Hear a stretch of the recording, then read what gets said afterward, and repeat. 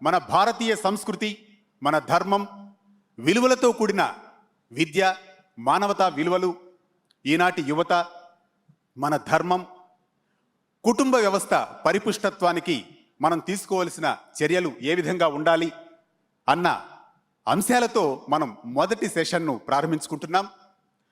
ఈరోజు అంతర్జాతీయ కుటుంబ దినోత్సవం కూడా నిర్వహించుకుంటూ ఉన్నాం. ఈ దశలో మన మొదటి సెషన్లో భాగంగా ప్రస్తుతం మనతో పాటు ఉన్నారు విశ్వ హిందూ పరిషత్ భాగ్యనగర క్షేత్ర కార్యదర్శి, తెలంగాణ ఆంధ్రప్రదేశ్ విభాగం కార్యదర్శి శ్రీ తనికెళ్ల సత్య రవికుమార్ గారు, అలాగే ఆర్ఎస్ఎస్ తెలంగాణ ప్రాంత కార్యదర్శి సభ్యులు అన్నదాను సుబ్రహ్మణ్యం గారు, ఇక ఆర్ఎస్ఎస్ దక్షిణ మధ్య క్షేత్ర ప్రెసిడెంట్ డాక్టర్ చామర్తి ఉమామహేశ్వరరావు గారు, ఐఏఎస్ రిటైర్డ్, వీరంతా మన ముందు ఆసీనులై ఉన్నారు. మరి సెషన్ను ప్రారంభిద్దాం. ఏ దేశమైనా అభివృద్ధి సాధించాలి అంటే యువత, విద్యార్థులు కీలకమైన భాగం. ఈ నేపథ్యంలో ప్రస్తుతం అది రాష్ట్రమైనా దేశమైనా ఏదైనా కావచ్చు, ధర్మం అనేది మూలస్తంభంగా మనలో ఉంటేనే ఆ దేశాభివృద్ధి కానీ జరుగుతుంది. ఈ నేపథ్యంలో మనం మొదటి ప్రశ్నగా తెలంగాణ ఆంధ్రప్రదేశ్ విభాగం కార్యదర్శి శ్రీ తనికెళ్ల సత్య రవికుమార్ గారిని ఒక ప్రశ్న సంధిస్తాం. సార్, మీరు చెప్పండి, ఈ రోజున కొన్ని వార్తల్లో, సోషల్ మీడియాలో మనం చూస్తూనే ఉన్నాం, యువత, ముఖ్యంగా విద్యార్థులు విపరీత ధోరణులతో మనం రకరకాల వార్తలు వినాల్సి వస్తోంది. సామాజికంగా ఇది కొంతవరకు ఇబ్బందికి గురి చేసే అవకాశం ఉంది. ఈ నేపథ్యంలో ధర్మ ప్రచారం మనం తెలంగాణ అభివృద్ధికి ఏ విధంగా అవి దోహదపడతాయి? మీ యొక్క అమూల్యమైన సలహాలు, సూచనలు ఇవ్వవలసిందిగా కోరుతున్నాం. జై శ్రీరామ్. యువత తెలంగాణకే కాదు, యావత్ భారతదేశానికి సంపద.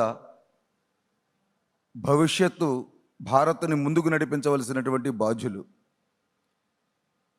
రెండవది, మన తెలంగాణ అభివృద్ధికి ధర్మం ఏ విధంగా ఉపయోగపడుతుంది అనేది మన పెద్దలు స్పష్టంగా చెప్పారు.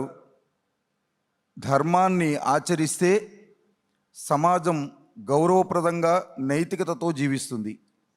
ఏ దేశానికైనా ఆ దేశాన్ని ప్రేమించేటటువంటి ప్రజలు ఎంత అవసరమో, సంస్కారవంతమైన నైతిక జీవనం కలిగిన ప్రజలు కూడా అంతే ఆ దేశానికి అవసరం. అది ఆ దేశానికి గౌరవం కూడా, అభివృద్ధితో పాటు. ధర్మం అనేది మన జీవితంలో ఒక భాగం.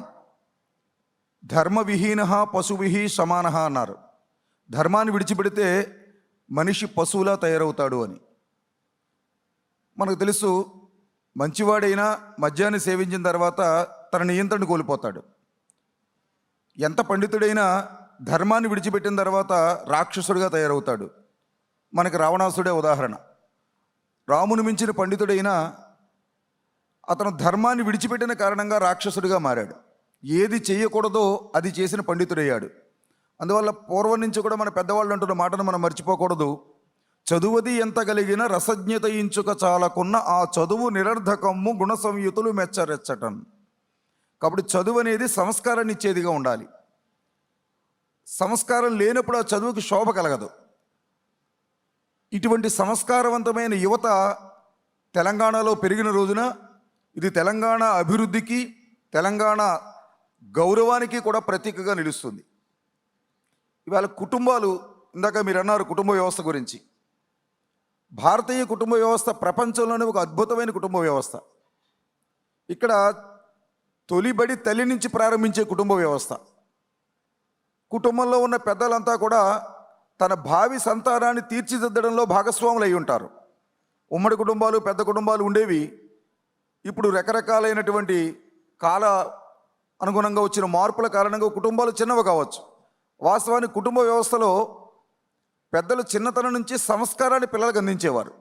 మాతృదేవో భవ, పితృదేవో భవ, ఆచార్య దేవో భవ, అతిథి దేవో భవ అంటూ ఏది చేయాలో చిన్నతనంలోనే నిర్దేశం చేసేవారు. దీనికి తల్లి, తండ్రి, తాత, బామ్మ, అమ్మమ్మ, మేనమామలు, పెదనాన్నలు అందరి భాగస్వామ్యం ఉండేది. అందరి మీద పరిశీలన ఉండేది. అందరి ఉన్నతికి అందరూ భాగస్వాములు అయ్యేవారు. ఇప్పుడు ఆ లోపం స్పష్టంగా కనిపిస్తున్నది. దురదృష్టం ఏంటంటే తల్లిదండ్రుల యొక్క ఆలోచన తీరులో కూడా మార్పు వచ్చింది. తన పిల్లవాడికి ఏం కావాలంటే గుణములు కావాలి. గుణములు అంటే మనం అనుకుంటున్నట్టు క్యారెక్టర్ కాదండి, మార్కులు. నిన్న మన న్యూస్లో ఒక వార్త వచ్చింది. 500కి 499 మార్కులు తెచ్చుకున్న బిడ్డని ఆ ఒక్క మార్కు ఎందుకు తెచ్చుకోలేకపోయావని తల్లి అడుగుతుంది. ఇది ప్రోత్సహించడమా, వెనక్కి నెట్టడమా?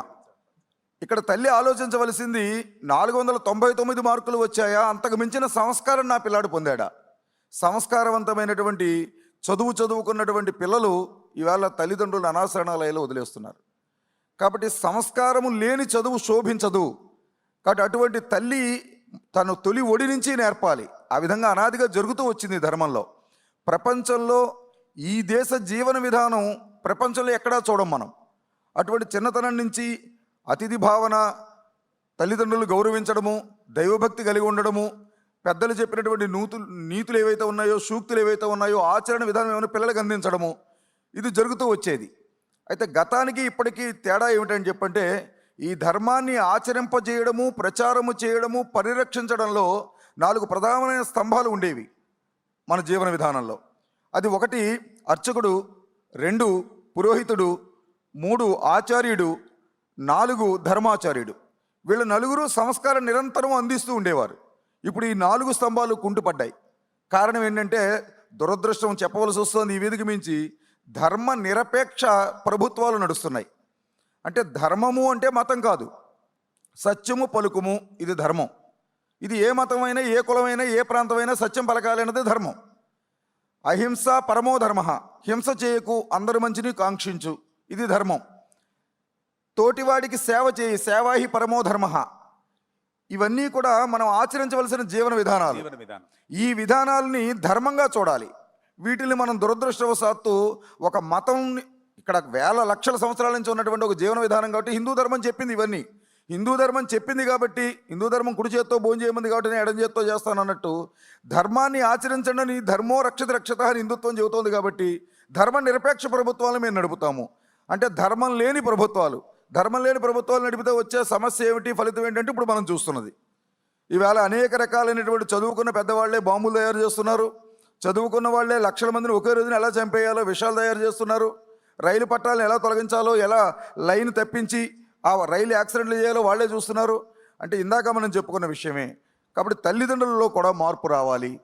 తల్లిదండ్రులు తన పిల్లాడికి మార్కులు ఎన్ని వచ్చాయన్న దాంతో పాటుగా సంస్కారం ఎంత పొందాడు అన్నది కూడా అలవర్చుకోవాలి.